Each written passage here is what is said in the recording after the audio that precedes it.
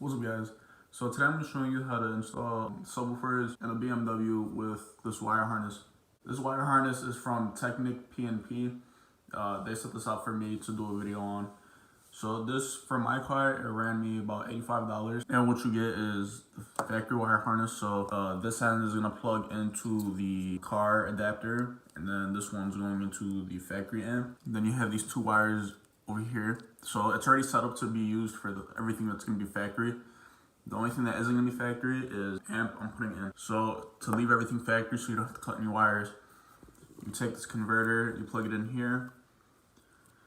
Then from the aftermarket amp, this is the remote turn on wire you're gonna hook up here.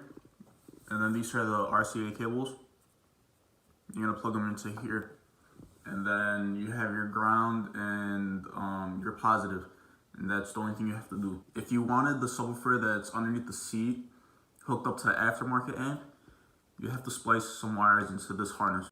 To me, that defeats the purpose of buying this wire harness because I didn't want to cut any wires. So I'm not gonna use this. I'm just gonna leave everything factory. So you're gonna plug this into here. So that's plugged into there. I'm gonna solder the remote turn on wire, so everything's pretty much secure. So I stripped the wire and I twisted it together. And then I got the shrink wrap, because you need this to cover it. And right now I'm just waiting for the iron to heat up. So after you solder those two wires together, put the heat shrink tube around it and heat this up so it actually sticks to the wire. So we're pretty much ready to connect this. Everything's hooked up. You got the RCA cables hooked up, the left and right. And then the wire is soldered, just has to be stripped and connected to the amp. And then the positive and negative are outside, already hooked on the amp because they were in my other car and I just pulled them out. So this was the wire harness that I needed so I don't have to splice any wires. So I have everything hooked up. The positive is hooked up back here.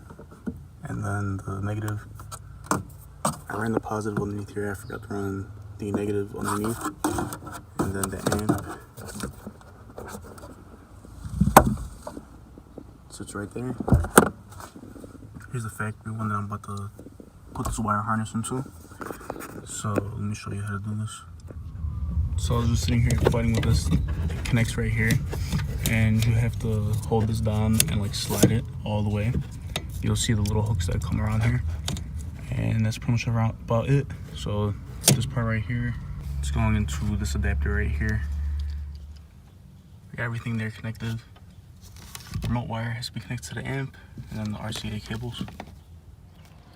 So this is a mess. I still have to clean this up, but just to show you guys, this is everything that's hooked up.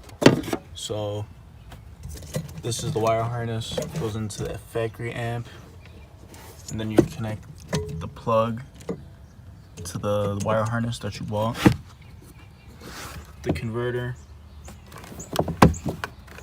and then you run the remote wire from the converter to the amp, which is right here, to this wire, the ground to the car, positive to the battery.